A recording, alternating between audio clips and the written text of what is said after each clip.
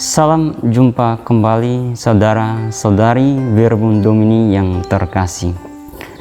Sebelum kita memulai permenungan dalam edisi Verbum Domini hari ini, marilah kita terlebih dahulu mendengarkan sabda Tuhan.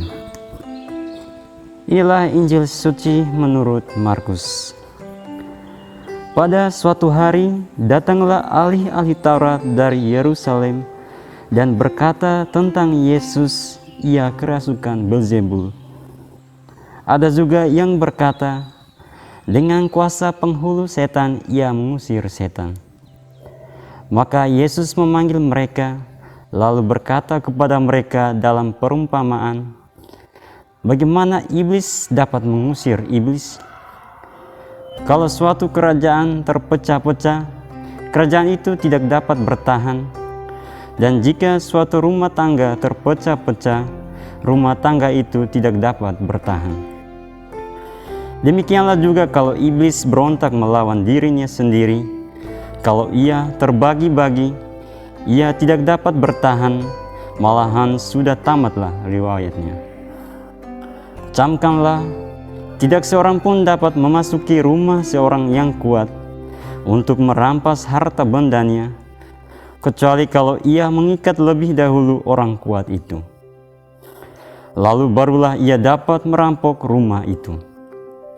Aku berkata kepadamu, sungguh semua dosa dan hujat anak-anak manusia akan diampuni, ya semua hujat yang mereka ucapkan. Tetapi apabila seseorang menghujat Roh Kudus, ia tidak akan mendapat ampun untuk selama-lamanya, sebab dosa yang dilakukannya adalah dosa yang kekal. Yesus berkata demikian karena mereka bilang bahwa ia kerasukan roh jahat. Demikianlah sabda Tuhan. Terpujilah Kristus. Saudara-saudari Verbum Domini yang terkasih, salah satu cara negatif yang banyak dipakai orang dalam persaingan politik, bisnis, atau bidang lainnya ialah pembunuhan karakter lawan. Ketika citra lawan jatuh, ia kehilangan penghargaan masyarakat. Yang baik yang dilakukannya akan dilihat buruk dan tak bermuara. Itulah yang dilakukan oleh ahli-ahli Taurat terhadap Yesus. Mereka menyebut dia bersekutu dengan setan agar bisa mengusir setan. Persepsi mereka adalah Yesus bersekutu dengan kekuatan yang lebih tinggi untuk bisa mengusir setan. Kesalahan mereka ialah menganggap Yesus itu adalah pemimpin para setan sendiri, yaitu Beelzebul. Dengan itu mereka menyamakan Roh Kudus yang berkarya di dalam Yesus dengan Beelzebul. Yesus menyebut perbuatan mereka itu sebagai dosa yang tak terampuni. Apakah Allah tidak lagi mau mengampuni dosa?